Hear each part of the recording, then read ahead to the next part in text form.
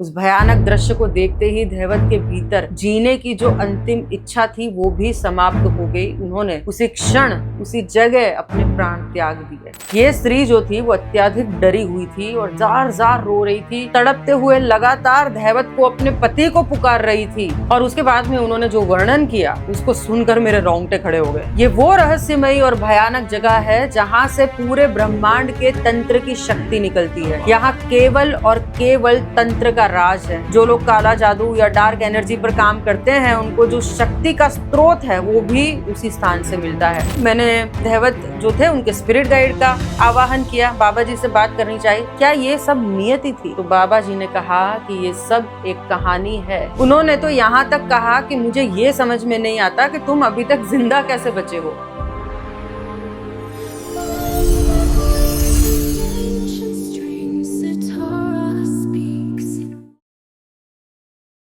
नमस्ते, स्वागत है आपका सितारा स्पीक्स पे। इतिहास में कुछ ऐसी घटनाएं दर्ज होती है जिन्हें हमारा दिमाग मानने से इनकार कर देता है, और कुछ ऐसे अटैचमेंट्स जो सिर्फ इस जन्म के नहीं बल्कि युगों युगों पुराने होते हैं। आज जो अनुभव मैं आपके साथ में शेयर करने जा रही हूँ वो किसी आम पास्ट लाइफ रिग्रेशन की कहानी नहीं है। ये कहानी है धैवत की, एक ऐसा इंसान जिसकी सफलता के ठीक शिखर पर पहुंचते ही सब कुछ अचानक जैसे ढह जाता था। उसकी जिंदगी में 15 बार ऐसे जानलेवा हादसे हुए जहां से बचना नामुमकिन था। लेकिन जब हमने इस रहस्य की परतों को खोलना शुरू किया तो हम सिर्फ पिछले जन्म में नहीं पहुंचे, हम समय के उस दौर में चले गए जहां से आधुनिक इतिहास की शुरुआत भी नहीं हुई थी। सेशन के दौरान कुछ ऐसा घटा जिसने एक पल के लिए मुझे भी सन्न कर दिया। ब्रह्मांड की एक ऐसी डार्क एनर्जी का सामने आना जहां आज तक कोई चेतना नहीं पहुंच सकी, और स्पिरिट गाइड का एक ऐसा मैसेज जिसने धैवत की असली पहचान से पर्दा उठा दिया। एक ऐसी पहचान जिसका सीधा संबंध हमारी पौराणिक जड़ों और कुरुक्षेत्र के इतिहास भूमि से है। आखिर 20,000 सालों से कौन सा साया उसके साथ में चल रहा था, और क्यों स्पिरिट गाइड ने ये कहा कि इस पृथ्वी लोक पर ये उसका आखिरी जन्म है। ये कहानी सिर्फ सुनने के लिए नहीं है, ये ब्रह्मांड के उन नियमों को समझने के लिए है जो हमारी सोच से भी कहीं आगे है। धैवत बताते हैं कि 8वीं कक्षा तक वो बेहद होशियार छात्र थे, और उन्हें देखकर कई लोग बस यही कहते थे कि इस बच्चे का दिमाग बहुत तेज है, ये बड़ा होकर जरूर कुछ बहुत बड़ा करके दिखाएगा। लेकिन फिर पता नहीं अचानक ऐसा क्या हुआ कि वो पढ़ाई में बहुत सुस्त पड़ गए। उस दौर को याद करते हुए वो कहते हैं कि आज उनको समझ में आ चुका है कि उनके साथ ऐसा क्यों हुआ था, लेकिन उसकी चर्चा हम आगे करेंगे। अब जैसे तैसे उन्होंने अपनी परीक्षाएं पास की और नौकरी शुरू की, लेकिन जैसे ही नौकरी में थोड़ी सी स्थिरता आई तो उनकी कंपनी ही घाटे में जाने लगी, बंद हो गई।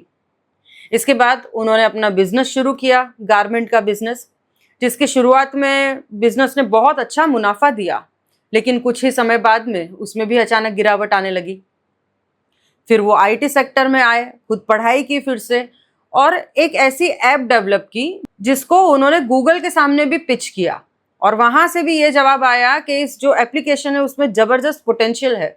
ऐप लॉन्च भी हुई और यूजर्स हैं हजारों की तादाद में तेजी से बढ़ने लगे, लेकिन फिर अचानक वो ऐप भी ढलान पर आ गई।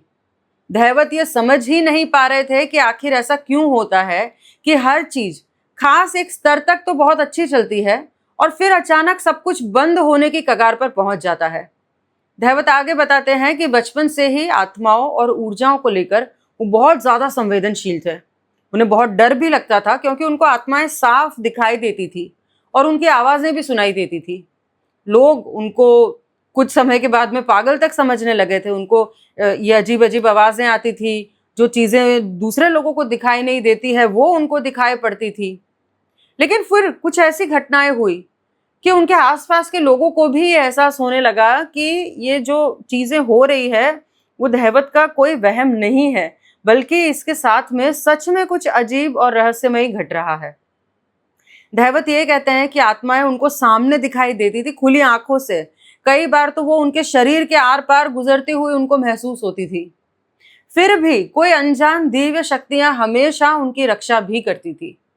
आखिरकार परेशान होकर उन्होंने 2-3 लोगों को दिखाया, लेकिन जो भी उनका इलाज करने की कोशिश करता तो उसी के साथ में कुछ न कुछ बुरा हो जाता। अंत में वो एक महिला के पास गए जिन्होंने ये बताया कि धैवत के पीछे सालों से अत्यधिक शक्तिशाली और प्राचीन पिशाचनी पड़ी हुई है। उन्होंने तो यहां तक कहा कि मुझे ये समझ में नहीं आता कि तुम अभी तक जिंदा कैसे बचे हो। धैवत बताते हैं कि उनके साथ में कम से कम 15 बार ऐसे जानलेवा हादसे हुए हैं जिनमें उनका बचना बिल्कुल नामुमकिन था, लेकिन शायद किसी अद्भुत शक्ति ने ही उनकी बार बार रक्षा की थी। वो 2 बार पहाड़ से गिरे हुए हैं। एक बार बस का टायर बस उनके सर पर चढ़ते चढ़ते रह गया। 2-3 बार इतने भयानक एक्सीडेंट हुए हैं कि एक बार तो हादसे की वजह से कुछ समय के लिए उनकी आंखों की रोशनी तक चली गई थी। उस महिला ने उस पिशाचनी को दूर तो कर दिया, लेकिन उनसे ये भी कहा कि वो उनको पूरी तरीके से नष्ट नहीं कर पाई है या भेज नहीं पाई है, और वो ये कर भी नहीं सकती। बस वो धैवत से उसको थोड़ा दूर रख सकती है, क्योंकि वो पिशाचनी उनसे पूरी तरीके से ऑब्सेस्ड है और उसका धैवत के साथ में कोई ना कोई गहरा पिछले जन्म का नाता है। ये जानने के बाद में धैवत के मन में अपने पिछले जन्मों को देखने की तीव्र इच्छा जागी। अब सबसे दिलचस्प बात यह है कि जब भी कोई मेरे पास में पास्ट लाइफ रिग्रेशन करवाने के लिए आता है तो मैं उनको प्रैक्टिस ट्रैक्स देती हूँ, ताकि जब भी उनका वास्तविक सेशन हो मेरे साथ में, तब उसकी सफलता के जो अवसर हैं, चांसेस है, वो बढ़ जाते हैं। अब धैवत को भी मैंने वो प्रैक्टिस ट्रैक दिए थे, लेकिन वो प्रैक्टिस ट्रैक सुनते सुनते ही उन्होंने अपने 2 पिछले जन्म देख लिए बहुत ही डिटेल में, और उस ट्रैक से ही अपने सवालों के जवाब भी उनको कई मिल गए। लेकिन उन जन्मों को और भी गहराई से समझने के लिए हम सेशन के दौरान फिर से उसी जिंदगी में गए, ताकि सब कुछ और भी बेहतर तरीके से स्पष्ट हो सके, क्योंकि जब आप खुद अकेले प्रैक्टिस करते हो तो इतनी डिटेल्स नहीं आती है। और उन्होंने जो अपनी दूसरी लाइफ देखी थी, जिसे हम PLR सेशन में आगे देखने की कोशिश कर रहे थे लेकिन हमको मना कर दिया गया, उसमें स्पिरिट गाइड के संदेश के समय आपको थोड़ी सी हिंट दूंगी, क्योंकि वो जिंदगी सच में अविश्वसनीय है। मैं पूरी तरीके से तो वो बता नहीं सकती क्योंकि मना कर दिया गया है। अब ये पूरी तरीके से स्पष्ट तो हो ही चुका था कि हमें धैवत के किस पिछले जीवन में जाना है। आमतौर पर पास्ट लाइफ रिग्रेशन सेशन शुरू करने से पहले मैं क्लाइंट का एनर्जी स्कैन करती हूँ, ताकि किसी भी तरीके की नकारात्मकता या अटैचमेंट का या ब्लैक मैजिक भी अगर होता है तो वो पता चल जाता है। लेकिन इस बार मैंने एनर्जी स्कैन नहीं किया, क्योंकि हमें पहले से ही ये भली भांति ज्ञात था कि उनके साथ में किस आत्मा का अटैचमेंट है, और वो जो पिशाचनी है उसका उनसे रिश्ता क्या है वो भी क्लियर था। इसलिए बिना किसी देरी के हम सीधे उसी रहस्यमयी जीवन की गहराई में उतरने के लिए आगे बढ़ गए। अभी हमने बस सेशन शुरू किया ही था। जनरली मैं बुलाती हूँ स्पिरिट गाइड को, लेकिन हम वहाँ पहुँचे और धैवत के स्पिरिट गाइड पहले से ही वहाँ पे मौजूद थे, वहीं उपस्थित थे।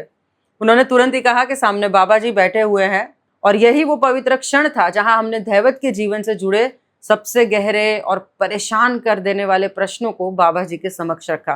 मैंने धैवत की ओर से हाथ जोड़कर बाबा जी से अत्यंत विनम्रता पूर्वक प्रार्थना की कि एक आत्मा है जो शायद बहुत दुखी है और अत्यधिक गुस्से में भी है।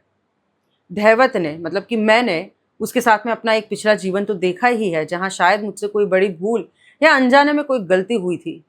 क्या मुझसे उस जीवन में कुछ छूट गया था? क्या मुझसे ऐसा कुछ कृत्य हुआ था जिसका मुझे अभी तक बोध नहीं है? कृपा करके मुझे उसी जीवन के वास्तविक दर्शन करवाएं, जिससे कि मैं उस आत्मा के साथ में अपने जो कार्मिक अकाउंट्स है उसको मैं ठीक से समझ सकूं और इस बंधन से मुक्ति पा सकूं। जैसे ही हमने ये प्रश्न बाबा जी के चरणों में समर्पित किया, धैवत के सामने उसके अतीत की धुंध छटने लगी और पिछले जीवन के स्पष्ट दृश्य कौंधने लगे। उन्हें अपने चारों ओर विशालकाय घने पेड़ और लंबी लंबी हरी घास दिखाई देने लगी, जैसे कि वो किसी प्राचीन जंगल या जनशून्य इलाके में खड़े हो। जैसे ही मैंने खुद को देखने के लिए कहा तो उन्होंने अपनी शारीरिक बनावट का वर्णन करते हुए बताया कि वो एक पुरुष हैं। उनके शरीर पर केवल घुटनों तक आने वाली कपड़े की एक छोटी सी धोती या कपड़ा सा लिपटा हुआ है। चेहरे पर घनी और बड़ी बड़ी दाढ़ी है और सर पर लंबे और बिखरे से बाल हैं। उन्होंने उस समय अपनी उम्र लगभग 30 वर्ष के आसपास महसूस की। जैसे जैसे वो उस दृश्य में आगे बढ़े, अचानक उनके सामने एक दिल दहला देने वाला नजारा आया। उन्हें एक स्त्री पेड़ की शाखा से लटकी हुई दिखाई दी। अब उस भयानक दृश्य को देखते ही धैवत के भीतर एक गहरी पहचान जागी और उन्होंने कहा कि ये उनकी पत्नी है और ये कोई साधारण आत्मा नहीं बल्कि वही पत्नी है जो सदियों बाद आज भी पिशाचिनी बनकर साये की तरह उनका पीछा कर रही है। अब यहाँ सबसे बड़ा और अहम सवाल ये था कि आखिर इस खौफनाक अंत की शुरुआत कैसे हुई थी। उस बेबस स्त्री के साथ में ऐसा क्या हुआ था और इस सब के पीछे किसका हाथ था?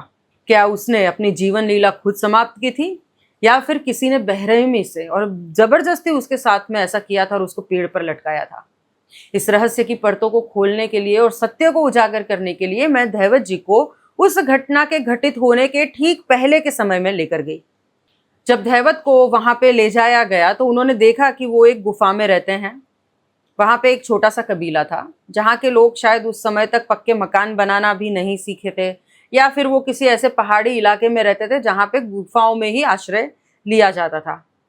इस दृश्य को देखकर धैवत ने ये अंदाजा लगाया कि ये जीवन आज से कम 20,000 वर्ष पुराना है। जब मैंने एआई से थोड़ी रिसर्च की तो ये पता चला कि इतिहास और विज्ञान के अनुसार भी 20,000 साल पहले यानी कि हीम युग के दौरान का इंसान जो था वो जैविक और मानसिक रूप से पूरी तरह आज का आधुनिक होमोसेपियन की तरह ही था। उसका दिमाग और भावनात्मक क्षमता बिल्कुल हमारे जैसी थी। तकनीकी रूप से धातु, खेती या शहरों का विकास ना होने के कारण वो शिकारी, संग्राहक मतलब हंटरर और गैदरर्स वैसा जीवन जीते थे और गुफाओं में रहते थे। इसके बावजूद वो आग, पत्थरों, हड्डियों के औजारों और जटिल भाषा और सांस्कृतिक रीति रिवाजों में भी निपुण थे। धैवत ने यह बताया कि वो उस गुफा के भीतर अपनी पत्नी और एक छोटे बच्चे के साथ में मौजूद थे। तभी गुफा के बाहर कुछ हलचल हुई। कुछ लोगों के बात करने की आवाजें आने लगी बाहर से। बाहर आए हुए लोग उनके कबीले के नहीं थे बल्कि किसी और दूसरे कबीले से आए थे और वो धैवत के कबीले के लोगों के साथ में कुछ चर्चा कर रहे थे, उनको कुछ समझा रहे थे। यह सुन के धैवत की पत्नी ने उत्सुकतावश बाहर जाकर देखने की इच्छा जताई और ये कहा कि बस वो थोड़ी देर में देखकर वापस आती है। तो धैवत ने भी उसके साथ में बाहर जाने की कोशिश की, लेकिन तभी उनके छोटे बच्चे ने उनका हाथ पकड़ लिया और उनको अपने पास में रुकाने की हट करने लगा। अब बच्चा शायद अकेला नहीं रहना चाहता था, तो धैवत ने सोचा कि ठीक है, पत्नी जा रही है तो अभी देखकर वापस आ जाएगी, तो वो वहीं बच्चे के पास में रुक गए। इसके बाद में मैंने धैवत से आत्मिक रूप से ये देखने के लिए कहा कि आखिर बाहर ऐसा क्या घटित हो रहा था। धैवत ने यह दृश्य देखकर बताया कि बाहर से आए लोग कबीले वालों को किसी बात के लिए राजी कर रहे हैं। जैसे ही उनकी पत्नी बाहर पहुंची, उन लोगों ने उसे नर बलि देने के लिए चुन लिया। तो मैंने हैरान होकर पूछा कि ऐसे कैसे हुआ? क्या उन लोगों का मुख्य लक्ष्य पहले से ही आपकी पत्नी थी? तो धैवत ने बताया कि उन लोगों ने उसको अकेली और कमजोर समझकर तुरंत पकड़ लिया। अब उन्होंने ये भी बोला कि मुझे ऐसा दृश्य दिखाई दे रहा है कि उन लोगों में से एक व्यक्ति की नजर जैसे ही उनकी पत्नी पर पड़ी, उन्होंने उसको देखते ही ये तय कर लिया था कि बलि इसकी चढ़ाएंगे।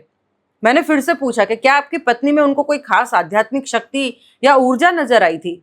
तो धैवत ने कहा कि नहीं, मेरी पत्नी जो थी वो अत्यंत सुंदर थी। उसकी सुंदरता बहुत मनमोहक और आकर्षक थी और यही सुंदरता उन लोगों के लिए उसको बलि चढ़ाने का एक भयानक और रोमांचक कारण बन गई। मैंने फिर से पूछा कि लेकिन क्या आपके कबीले के लोगों ने इसका कोई विरोध नहीं किया? तो धैवत ने एक कड़वा सच उजागर करते हुए कहा कि नहीं, मेरे अपने कबीले के लोग भी धैवत से उससे मन ही मन बहुत जलते थे। कबीले के अन्य पुरुष भी उनकी पत्नी की सुंदरता पर मोहित थे और उसका धैवत के साथ होना किसी को बर्दाश्त नहीं हो रहा था। जिस व्यक्ति ने यह डिसाइड किया था कि उनकी पत्नी की बलि दी जाएगी, वो भी उनकी पत्नी पर कई समय से मोहित था और धैवत से बहुत घृणा करता था। मैंने ये पूछा कि आखिर ये बलि जो है वो किस उद्देश्य से दी जा रही है? तो धैवत ने बताया कि वो सब असीम शक्ति, पावर्स हासिल करने के लिए ये कर रहे थे। अब मैंने फिर से सवाल किया कि क्या आपके कबीले में पहले से ही बलि देने की प्रथा चलती आ रही थी? तो धैवत ने यह स्पष्ट किया कि पहले उनके कबीले में केवल जानवरों की बलि दी जाती थी, लेकिन बाहर से आए उन दुष्ट लोगों ने कबीले वालों को भड़काया और कहा कि इस बार है ना इंसान की बलि देते हैं। वो लोग जो थे बाहर के, वो ज्यादा उनसे आगे थे, एडवांस थे पता नहीं तंत्र में। और वो बहुत बेहद नकारात्मक और अंधकारमयी शक्तियों को तृप्त करने के लिए एक इंसान की आत्मा जो है उनको सौंपना चाहते थे, ताकि बदले में उनको अपार शक्ति, सुरक्षा या अपनी मनचाही इच्छाओं की पूर्ति मिल सके। बाहर के लोगों ने कबीले वालों को लालच दिया कि अगर ये स्त्री की बलि दे दी जाती है तो वो क्या है, वो जो नेगेटिव शक्तियां हैं, मैं एंटिटीज नहीं बोलूंगी क्योंकि बहुत पावरफुल शक्तियां हैं, वो इसकी आत्मा को अपने साथ में ले जाएंगे और इससे पूरे कबीले को बहुत फायदा होगा। दहवत ने दुख के साथ में ये बताया कि वो लोग उसकी पत्नी की आत्मा को उन भयानक और नकारात्मक अंधकारमयी शक्तियों के आगे भोजन के रूप में परोसना चाहते थे। यद्यपि दहवत अपनी पत्नी की बलि चढ़ाए जाने वाले समय वहां पर व्यक्तिगत रूप से मौजूद नहीं थे, लेकिन जिस प्रकार आकाशिक रीडिंग्स में पूरी सृष्टि की चेतना और हर घटना का डेटा सुरक्षित रहता है, उसी प्रकार जब कोई व्यक्ति बेहद गहरे ट्रांस में होता है तो वो भी उस ब्रह्मांडीय डेटा तक पहुंच सकता है और इंफॉर्मेशन ले सकता है। तो मैंने उनको उसी दृश्य में फिर से जाने के लिए कहा जहां उनकी पत्नी की बलि चढ़ाई जा रही थी। तो दहवत ने उस दृश्य को देखते हुए बताया कि उनकी पत्नी को एक विशाल पेड़ से लटकाया गया था। नीचे आग जल रही थी और आसपास जमीन पर कुछ अजीब से तंत्र मंत्र से जुड़े हुए कुछ प्रतीकात्मक निशान बनाए गए थे। ये स्त्री जो थी वो अत्यधिक डरी हुई थी और जार जार रो रही थी, तड़पते हुए लगातार दहवत को अपने पति को पुकार रही थी। जैसे ही उसके प्राण पखेरु उड़े, अचानक 3 बेहद शक्तिशाली और भयानक नकारात्मक शक्तियां जो है वो प्रकट हुई और उसकी आत्मा को अपने साथ खींच कर ले गई। मैंने पूछा कि जब बाहर इतना सब घटित हो रहा था तब आप कहाँ थे? तो दहवत ने कहा कि सब कुछ बहुत ही शांत और गुपचुप तरीके से उनकी गुफा से काफी दूर इन चीजों को अंजाम दिया जा रहा था, और जब उनके बेटे ने उनको रोक लिया था तो उस समय वो दोनों जने सो गए थे। बेटा सोया, उसके साथ में वो भी सो गए। लेकिन जब दहवत की आंख खुली और उन्होंने देखा कि उनकी पत्नी नहीं है, तो वो उसको ढूंढने के लिए पागलों की तरह बाहर निकल पड़े। अब मैंने उनसे पूछा कि आपको किसने बताया कि वो कहाँ है? तो उन्होंने कहा कि किसी ने नहीं, पूरा का पूरा कबीला खाली हो चुका था, वहां कोई एक इंसान भी मौजूद नहीं था। वो बदहवास होकर यहाँ वहां भटक रहे थे और ढूंढते ढूंढते आखिरकार उन्हें अपनी पत्नी का बेजान शरीर उस पेड़ पर लटका हुआ मिला। उस भयानक दृश्य को देखते ही दहवत के भीतर जीने की जो अंतिम इच्छा थी वो भी समाप्त हो गई। उन्होंने उसी क्षण उसी जगह अपने प्राण त्याग दिए। उनके मन की अंतिम इच्छा यही थी कि मरने के बाद वो अपनी पत्नी की आत्मा से मिल सकेंगे, उसको खोज सकेंगे। अब उनकी आत्मा शरीर से निकलने के बाद कहाँ गई, ये जानने के लिए मैंने उनसे पूछा कि वो 3 शक्तिशाली नकारात्मक ऊर्जाएं जो थी वो आपकी पत्नी की आत्मा को कहाँ ले गई? तो दहवत ने कहा कि वो उसको यहाँ से बहुत दूर लेकर गई है। तो मैंने पूछा क्या हम उस जगह जा सकते हैं जहाँ पर वो लेके गए हैं? थोड़ा सा दूर से देखेंगे। तो दहवत जी ने कहा कि हाँ। और उसके बाद में उन्होंने जो वर्णन किया उसको सुनकर मेरे रोंगटे खड़े हो गए। मैंने पूछा कि क्या ये जगह पृथ्वी पर या इसके आसपास कहीं पे है? तो उन्होंने कहा कि नहीं, ये तो पृथ्वी से बहुत बहुत दूर है। ये वो रहस्यमयी और भयानक जगह है जहां से पूरे ब्रह्मांड के तंत्र की शक्ति निकलती है। यहाँ केवल और केवल तंत्र का राज है। ये काले रंग का एक विशाल बॉल की तरह दिखाई दे रहा है जो हमारी पृथ्वी से भी कई गुना विशाल है। पूरे ब्रह्मांड का काला जादू और जितनी भी काली शक्तियां हैं वो सब यहीं से आती है, यहीं से उत्पन्न होती है। यहाँ पे केवल साए जो हैं वो मौजूद है, शेडोज हैं। पुरुष की आकृतियां उनको काले रंग में और स्त्री की आकृतियां बैंगनी साए के तौर पे उनको दिखाई दे रही थी। दहवत ने आगे ये भी बताया कि जो आत्मा एक बार इस जगह पर चली जाती है वो फिर कभी लौटकर वापस नहीं आती, वो हमेशा के लिए बस वहां की होकर रह जाती है। इस रहस्यमयी स्थान की आगे की विस्तृत जानकारी दहवत जी ने सेशन खत्म होने के बाद में दी, क्योंकि ट्रांस की स्थिति में वो उसको पूरी तरीके से शब्दों में बयान नहीं कर पाए थे। उन्होंने ये बताया कि वो ग्रह किसी तरल पदार्थ यानी कि लिक्विड जैसा उनको महसूस हो रहा था। वहां से आत्माएं जो थी वो बूंदों की तरह निकल रही थी और कोई भी आत्मा उस ग्रह में प्रवेश करती थी तो वो उसी तरल ऊर्जा में पूरी तरीके से विलीन हो जाती थी। और जब उनको कोई काम या नकारात्मक ऊर्जा फैलाने के लिए बाहर भेजा जाता था तब वो वापस अपनी अलग पहचान मतलब कि आइडेंटिटी और अपनी स्मृतियां, मेमोरीज को प्राप्त कर लेती थी, अपना काम पूरा करके लौटती थी और फिर से उसी एनर्जी क्लस्टर में मिल जाती थी। उन्होंने बताया कि वो जो जगह है वो बहुत ही अजीब, असीम अंधेरे से भरी और अत्यधिक दूर थी, मानो अपने आप में ही कोई एक पूरी गैलेक्सी हो, एक हमारे ब्रह्मांड का ऐसा डार्क कोना हो, ऐसा प्रतीत होता था। वो बोल रहे थे जैसे कि यहाँ पे बड़ा बोर्ड लिखा हुआ हो कि दूषित और संक्रमित क्षेत्र, मतलब कंटेमिनेटेड और या तो इन्फेक्टेड एरिया, जहां जाना अत्यंत खतरनाक है, भाई इधर जाना नहीं। और वहां केवल एक ग्रह नहीं था, बल्कि ऐसे कई विशाल गोले मौजूद थे। पूरी सृष्टि की जितनी भी ब्लैक एनर्जी है वो सब यहीं से केंद्रित है। जो लोग काला जादू या डार्क एनर्जी पर काम करते हैं, उनको जो शक्ति का स्रोत है वो भी उसी स्थान से मिलता है। किसी भी जीव या स्थान के अंदर जो भी अंधेरा या नकारात्मकता होती है, उसका उद्गम स्थान भी वही है। उस विशाल काले क्षेत्र के पीछे उन्हें ढेरों अन्य ग्रह भी दिखाई दे रहे थे, लेकिन ये अपने आप में एक बेहद विशाल, अंधकारमय और भयानक क्षेत्र था। अब जब ये सारी इंफॉर्मेशन आई, मैंने धैवत जो थे उनके स्पिरिट गाइड का आवाहन किया, बाबा जी से बात करनी चाहिए। मैंने उनसे पूछा कि धैवत की पत्नी जो इतने खौफनाक तंत्र का शिकार बनी थी, उसने आज तक पुनर्जन्म नहीं लिया है और 20,000 सालों से उसी पिशाच योनि में भटक रही है, तो क्या जिन लोगों ने उसकी ये बलि चढ़ाई थी, क्या उनको भी ऐसी दुर्दशा मिली या फिर वो आगे बढ़ गए? स्पिरिट गाइड ने कहा कि वो लोग इस चक्र से निकल गए हैं और उन्होंने आगे कई जन्म ले लिए हैं। मैंने बाबा जी से ये कहा कि हम मानते हैं कि धैवत उस जन्म में अपनी पत्नी को बचाने के लिए वहाँ मौजूद नहीं थे। उनकी पत्नी तड़पते हुए उन्हें बहुत पुकार रही थी और धैवत को वहाँ होना चाहिए था, लेकिन बच्चे ने उनका हाथ पकड़कर उनको वहाँ रोक लिया। क्या ये सब नियति थी? तो बाबा जी ने कहा कि ये सब एक कहानी है और तुम सब सिर्फ इस कहानी के किरदार हो। हमें बस अपना कर्तव्य करना होता है, लेकिन होना तो वही है जो नियति में लिखा है।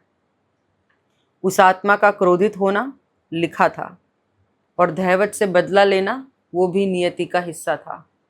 मैंने पूछा कि प्रभु वो आत्मा शांत कैसे होगी? उन्होंने कहा कि वो अब शांत नहीं होगी, वो अब वहीं रहेगी। वो अब उस अंधकारमयी दुनिया की ही होकर रह चुकी है। जो आत्मा एक बार उस ऊर्जा में चली जाती है वो वहीं की हो जाती है और कहीं नहीं जाती। मैंने व्यथित होकर पूछा कि प्रभु ये कैसे नियति?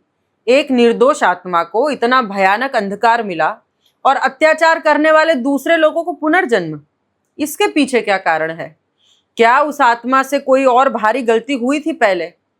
तो बाबा जी ने कहा कि ये नियति उसने पृथ्वी पर जन्म लेने से पहले खुद चुनी थी। इन दोनों ने, मतलब कि धैवत और उनकी पत्नी ने, जन्म से पूर्व अपनी अपनी नियतियां खुद पसंद की थी। उस आत्मा का अंतिम लक्ष्य उसी अंधकारमयी स्थान में जाना था और वो ये चाहती थी कि धैवत भी उनके साथ में उस अंधकार में चले जाए, लेकिन धैवत की आत्मा ने परमात्मा से जुड़ने और प्रकाश का मार्ग चुना, इसलिए वो उनके साथ में नहीं गया। क्योंकि जब वो उनकी पत्नी की मृत्यु हुई थी तो वो जाने वाले थे, लेकिन लाइट आई थी और मना कर दिया था धैवत जी को। उन्होंने ये भी कहा कि भाई इसको मैंने एक दूसरी ड्यूटी सौंपी है, इसको ये पूरा करके वापस आना है। तो मैंने कहा कि अगर उन्होंने सच में नियति चुनी थी तो इसका मतलब तो फ्री विल भी हुआ, क्योंकि उसने अंधकार में जाने का विकल्प खुद चुना है और धैवत ने प्रकाश में जाने का विकल्प चुना है। तो बाबा जी ने कहा कि जब कोई आत्मा पहली बार इस सृष्टि में जन्म मरण के और कर्म के चक्र में प्रवेश करती है, तब वो अपने आने वाले जीवन और खेल के लिए अपने किरदार और यात्रा का जो मूल ढांचा है वो स्वयं चुनती है।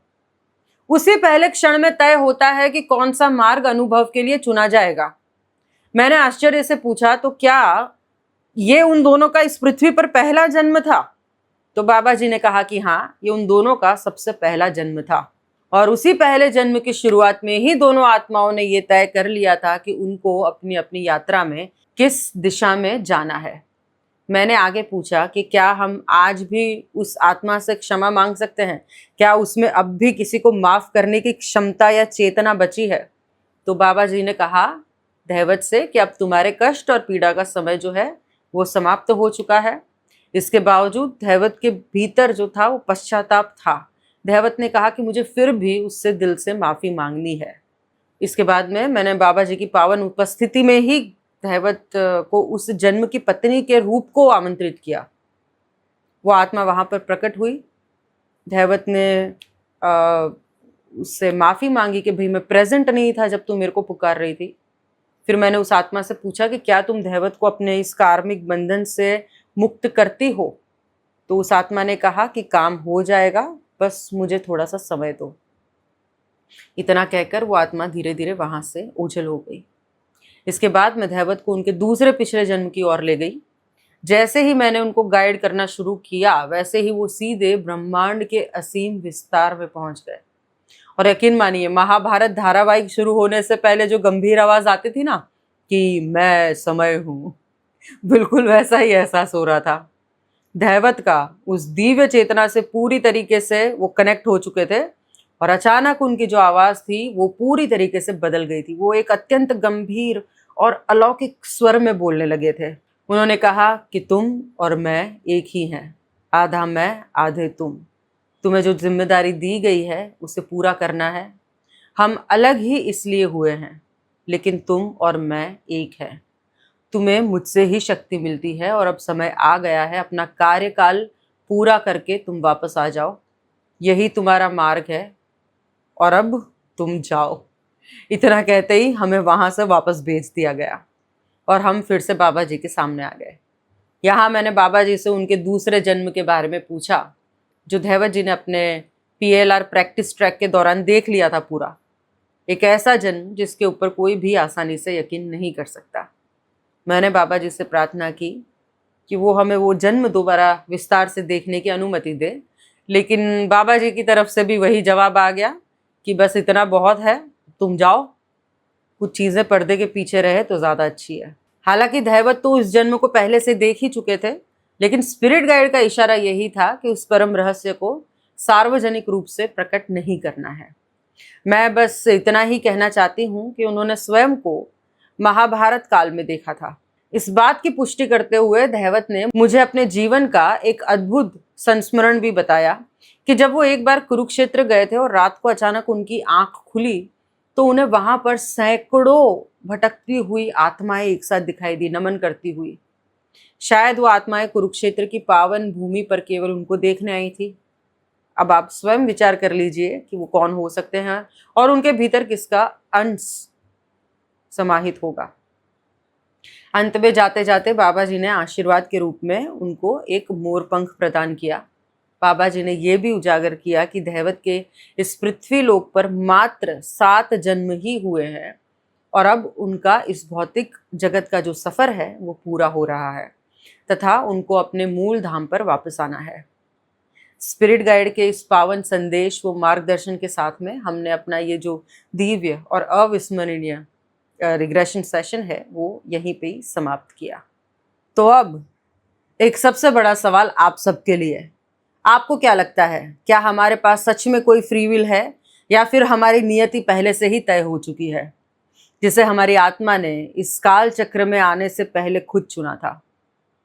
धैवत की स्टोरी ने ब्रह्मांड का एक ऐसा खौफनाक सच हमारे सामने ला दिया कि सृष्टि में कुछ ऐसी डार्क एनर्जीज भी हैं जिन्होंने एक बार अंधकार का रास्ता चुन लिया तो वो फिर कभी भी वापस लौटकर नहीं आ सकती। ये हमेशा के लिए उसी अंधेरे का हिस्सा बनकर रह जाती है। लेकिन आपकी और मेरी सबसे बड़ी ताकत क्या है जानते हैं? आप आज इस वक्त चाहे अपनी लाइफ की किसी भी परेशानी में हो, कितने भी गहरे डिप्रेशन या डार्कनेस में क्यों ना उलझे हो, आपका आज इस पृथ्वी पर होना ही इस बात का सबसे बड़ा सबूत है कि आपके पास अभी भी मौका है, आपके पास अभी भी रास्ता है उस लाइट को चुनने का, उस परमात्मा की तरफ बढ़ने का और अपने कार्मिक अकाउंट्स को पूरी तरीके से क्लियर करने का। पास्ट लाइफ रिग्रेशन का असली मकसद सिर्फ पुरानी कहानियां सुनाना नहीं, बल्कि इस जन्म में मिली अपनी इस डिवाइन अपॉर्चुनिटी को भी पहचानना है। धैवत के साथ जन्म पूरे हुए और उनका वापस लौटने का समय आ गया, पर क्या आपने कभी सोचा है कि आपकी आत्मा का सफर कहाँ तक पहुंचा है? अगर आप भी आपके सफर को जानना चाहते हैं तो सितारा स्पीक्स के परिवार का हिस्सा बनने के लिए चैनल को सब्सक्राइब करें। अगर ये जानकारी आपको मूल्यवान लगे तो इसे अपने करीबियों के साथ में शेयर करना ना भूलें।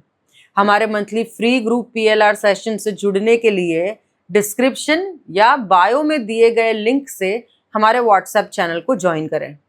इसके अलावा यदि आप अपनी समस्याओं का कस्टमाइज्ड और गहरा समाधान चाहते हैं तो हमारी पर्सनल हीलिंग सर्विसेज का भी लाभ उठा सकते हैं।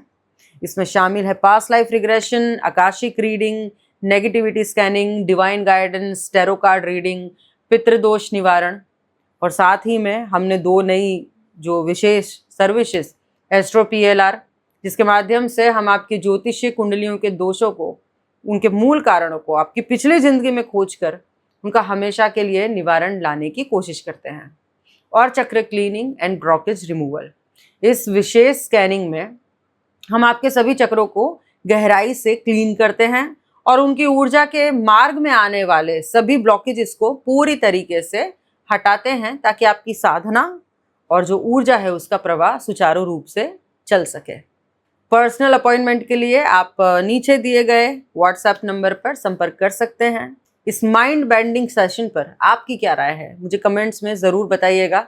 मिलते हैं अगले एक ऐसे ही अनोखे अनुभव के साथ में। तब तक के लिए जागते रहिए, क्योंकि रास्ता हमेशा आपके सामने ही होता है, बस चुनने की देर है। Thank you. मिलते हैं अगले वीडियो में।